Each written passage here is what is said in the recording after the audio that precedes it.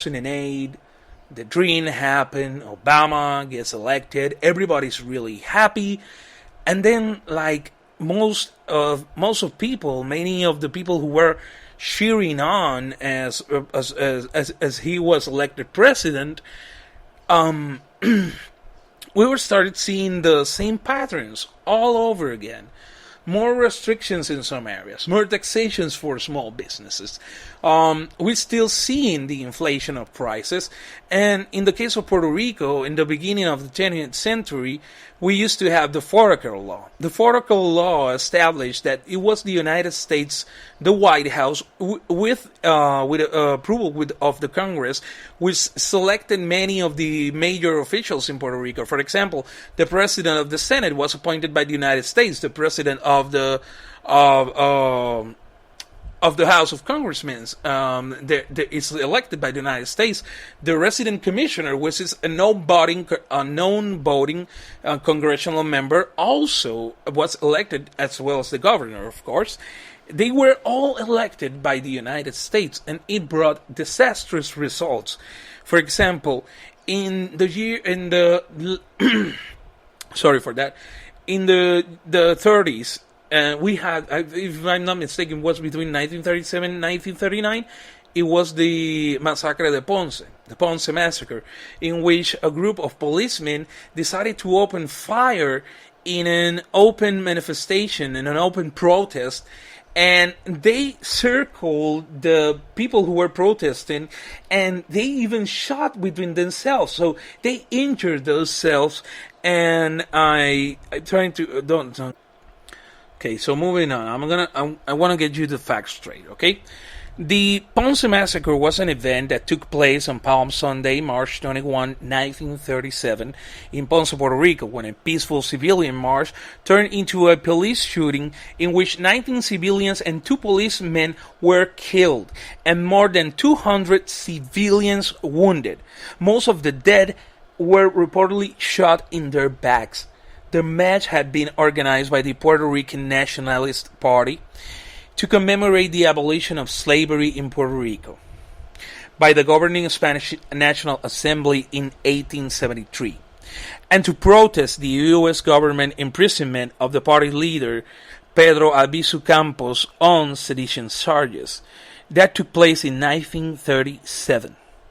An investigation that was led by the United States Commission of Civil Rights put the blame on the massacre squarely on the U.S. appointed governor of Puerto Rico, Blanton Winship.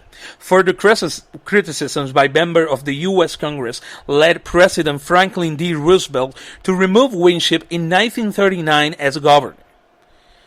But just right before that, Governor Winship was never prosecuted for the massacre, and no one under his chain of command, including the police who took part in the event and admitted to the mass shooting, were never prosecuted or reprimanded. To the people who are listening to me who are from Puerto Rico, sounds kind of familiar, doesn't it? The Ponce Massacre remains the largest massacre in post-Spanish imperial history in Puerto Rico. It has been the source of many articles, books, paintings, films, and theatrical works. So this is an event that took place in 1937. Before the most closest that Blanton Winship, who was the then governor of Puerto Rico, got to be justified, it was when a civilian decided with a gun to shoot him, leave him without any movement from the waist down. So that was the closest, and it was to be taken by a civilian because no one in the United States could do something. And around this time, it is funny because Congress and the Senate were looking for a way to look for independence of Puerto Rico, but there were interests that were aligning also because because of the Jones Act, which was enacted in March 2, 1917, also known as the Jones Act of Puerto Rico or the Jones Law of Puerto Rico, which is an act of the United States Congress. It was signed by President Woodrow Wilson on the date that I've just mentioned. The act suspended the previous Foraker Act, even though with the Jones Act, it's still in place today. because the thing is the tax exemption that it gave some of the people, and the fact that it creates a monopoly which is mostly guarded by the U.S. Navy, in which we are forbid. Let's say, for example, the Jones Act establishes that it for example, you cannot have a boat that comes from China go through Los Angeles to then have a boat that goes to Puerto Rico that is from international waters. But if it is an U.S. sanctioned ship, it can get to Puerto Rico. What is the problem with this? That only a few companies have a grip on this, and they rate really, really high for many of the products that come right here to Puerto Rico. Let's give you some sort of an example. Let's say that we have these really cool headphones, that they have this really cool technology, and you see them that when you go to a shop, you see them around 300. When you go online, you see them at 150. Maybe the cost of manufacturing these headphones, this is an example, is around let's say $50, so we're getting 100 profit. But in the case of Puerto Rico, it's generating a 250 profit. That's what you think. But no, because you have to pay all these fares to the U.S. Navy sanctioned companies that can import to Puerto Rico, because you cannot have a boat in international waters and come to Puerto Rico. That's something that strangles the economy and raises the inflation to the roof, and it's something that in both administrations, both Republican and Democrats, there's nothing that has been done about it. And even to go further on that theme, it has been like stated the fact that if it is a known talking point. You don't mention it. It's like the Lord Voldemort of Washington D.C. It's like, oh, you're Puerto Rican, okay, don't mention the Jones Act. It's staying just as it is. There's a lot of people. There's unions that get advantage of it. There's a lot of people in the United States that get advantage from it, and it is abusive because it's kind of not as bad as the embargo, as it is known, of Cuba, the Cuban bloc that is going on right now, which is way worse.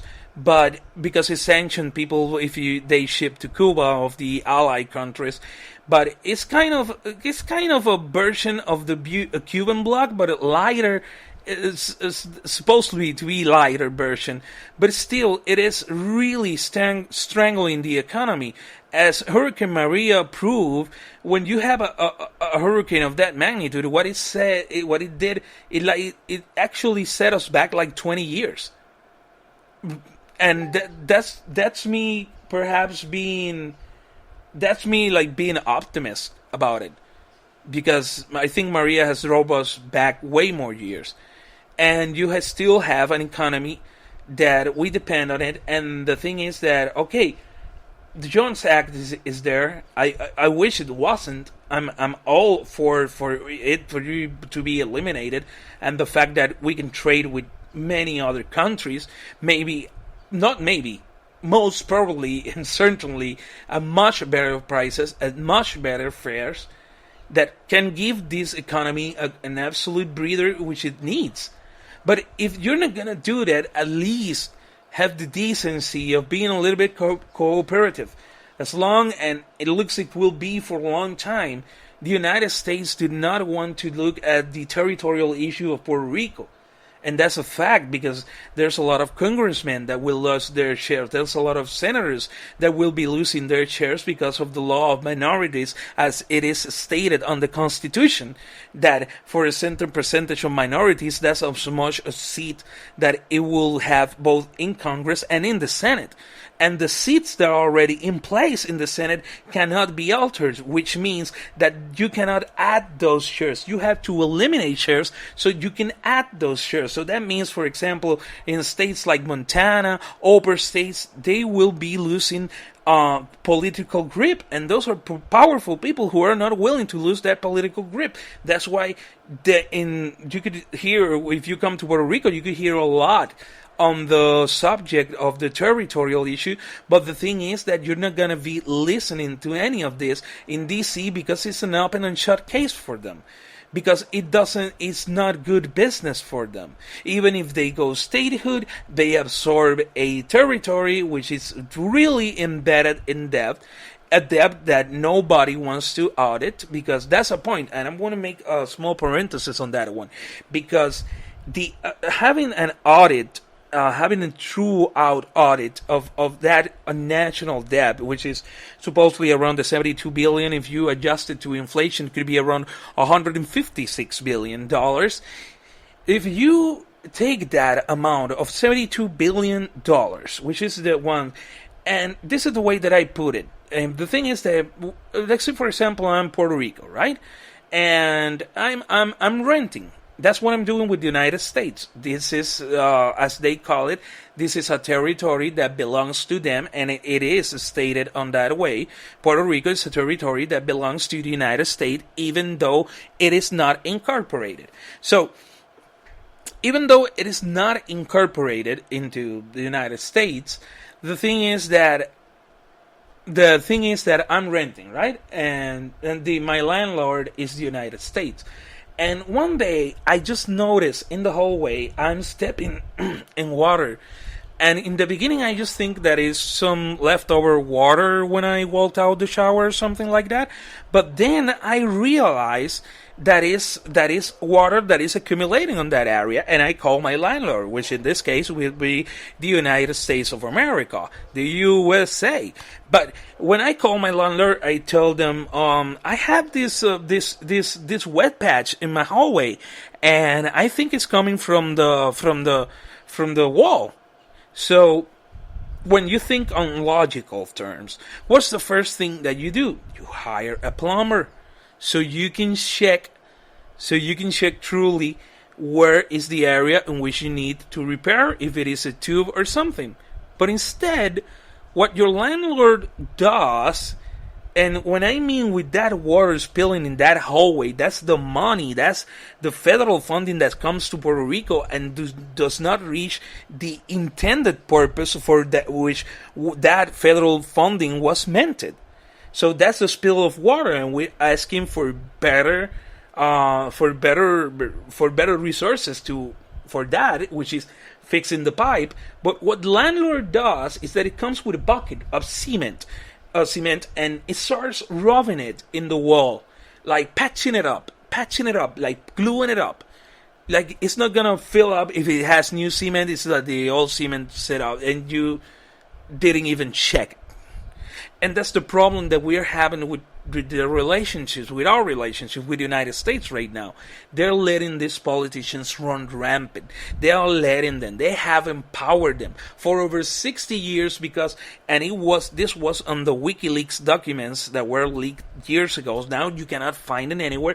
But I remember that I had that when they were available online, I remember one of the pieces that struck to me was instructions from J. Edgar Hoover on his late years as the head of the FBI, telling that we need to get the people of Puerto Rico under control. And this was around 1973, 1977, before there was after the incidents of March 11, 1971 in Puerto Rico, in which the federal government, the FBI, was blaming the Independence Party that they were having bombs, and it was quite obvious that they were setting up these operatives so they could blame and make the movement lose steam. So it comes around before the murder of two young students in Cerro Maravilla in 1978, and the shameful incident that happened in 1979, but in 1978, so there you have two events in which those instructions that J. Edgar Hoover left before he died were accomplished. because they got the people under control of abundant media, under control of many companies that come from the United States, but all of a sudden they're doing business in Denmark, they're doing business from Holland, and they're like on this fiscal paradise all over the world doing business here, but the main profits are going to many states, to the United States. And that's another fact. The United States gives to Puerto Rico around